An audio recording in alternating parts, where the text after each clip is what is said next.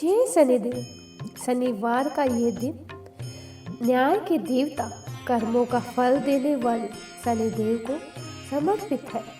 कहते हैं जो सच्चे मन से शनिदेव का व्रत करता है उसकी हर पीड़ा दूर हो जाती है और जीवन में सुख शांति का आवागमन होता है। आज हम सुनेंगे शनिदेव व्रत कथा, जिसमें बताया गया है कि कैसे एक महान राजा विक्रमादित्य को भी शनिदेव के प्रकोप का सामना करना पड़ा और कैसी उनकी भक्ति ने सब कुछ बदल दिया। इस कथा को अंत तक जरूर सुने, क्योंकि केवल सुनने मात्र से ही शनिदेव की कृपा प्राप्त होती है। तो आइए श्रद्धा और विश्वास के साथ शुरू करते हैं शनिदेव व्रत कथा। एक समय सूर्य, चंद्रमा, मंगल, बुध, बृहस्पति, शुक्र, शनि, राहु और केतु, इन ग्रहों में आपस में विवाद हो गया कि हमसे बड़ा कौन है। सब अपने आप को बड़ा कहते थे।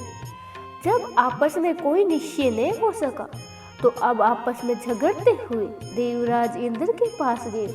कहने लगे कि आप देवताओं के राजा हैं, इसीलिए आप हमारा न्याय करके बतलाइए कि हम 9 ग्रहों में से बड़ा ग्रह कौन है। देवराज इंद्र देवता का प्रश्न सुनकर घबरा गए और कहने लगे कि मुझ में तो यह सामर्थ्य नहीं कि मैं किसी को बड़ा या छोटा बतला सकूं। मैं अपने मुख से कुछ नहीं कहूँगा। हाँ, एक उपाय हो सकता है।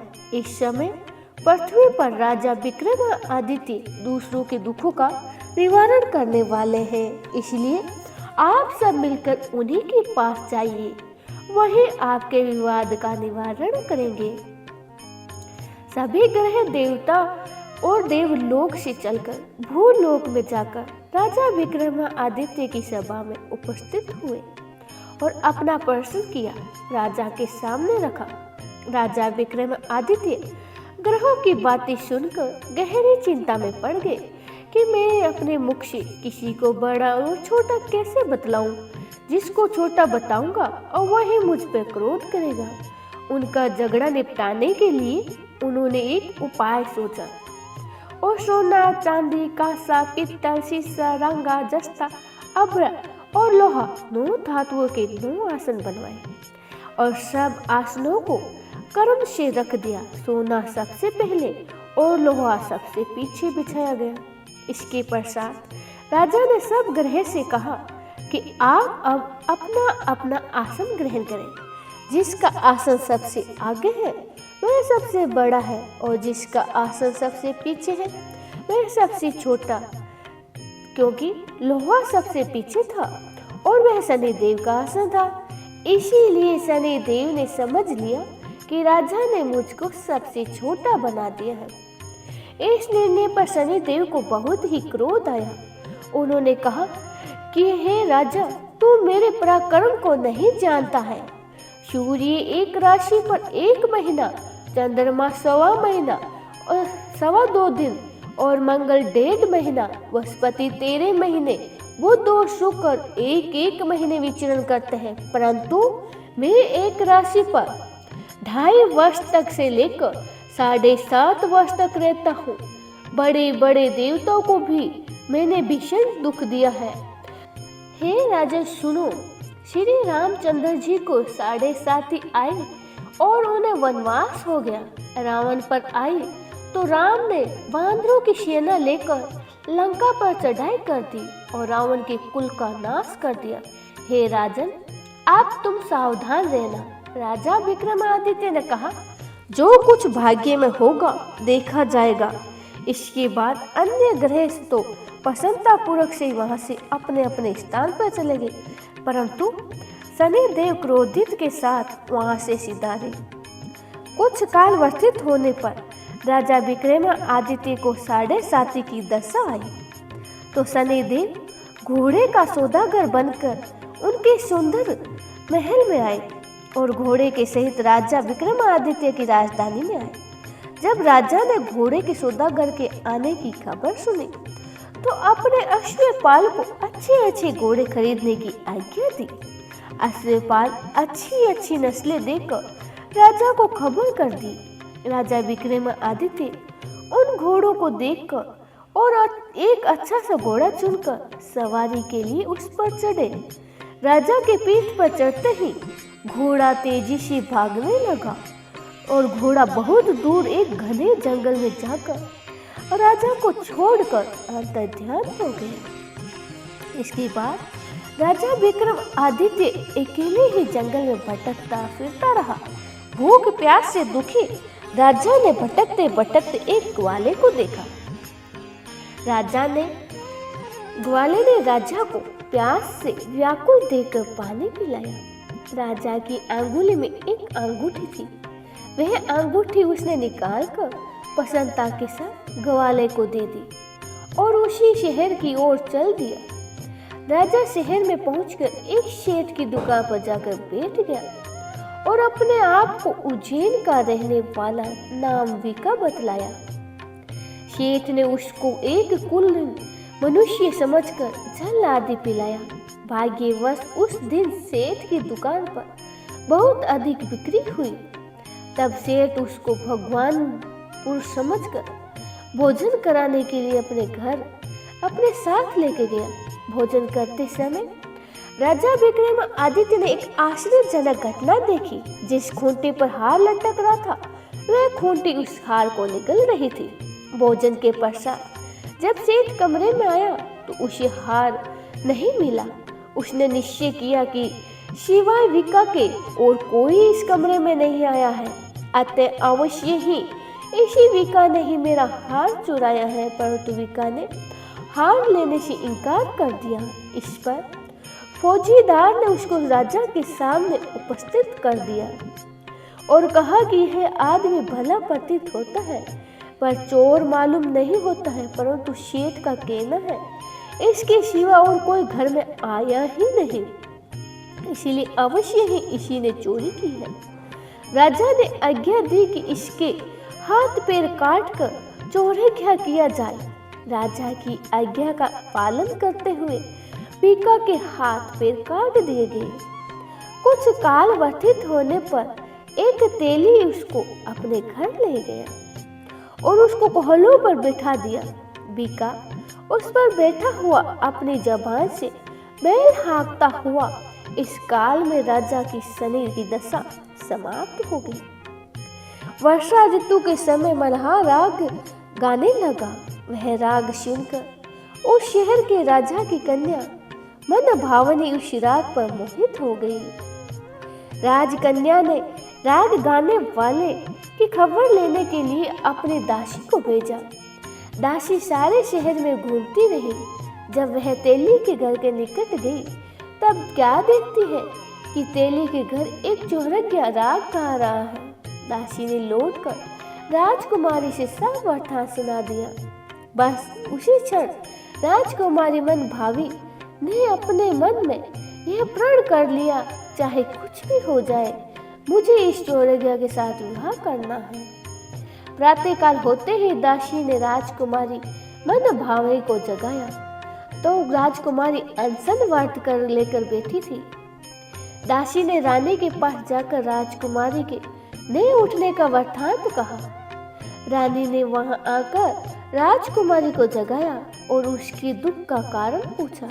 राजकुमारी ने कहा कि माताजी, मैंने ये प्रण लिया है कि तेली के घर में जो चौरंघा है मैं उसी के साथ विवाह करूंगी। माता ने कहा, पगली तू ये क्या कह रही है? तेरा विवाह तो किसी देश के राजा के साथ किया जाएगा। कन्या कहने लगी, माताजी मैं अपना प्रण कभी नहीं तोड़ूंगी। माता ने चिंतित होकर यह बात महाराज को बतलाई।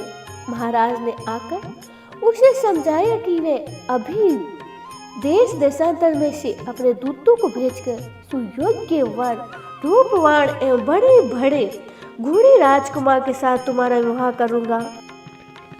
ऐसी बातें कभी भी नहीं विचारनी चाहिए। परंतु राजकुमारी ने कहा, पिताजी मैं अपने प्राण त्याग दूंगी परंतु किसी दूसरे से विवाह नहीं करूंगी। ये सुनकर राजा ने क्रोध से कहा, यदि तेरे भाग्य में ऐसा ही लिखा है तो जैसी तेरी इच्छा हो वैसा ही कर।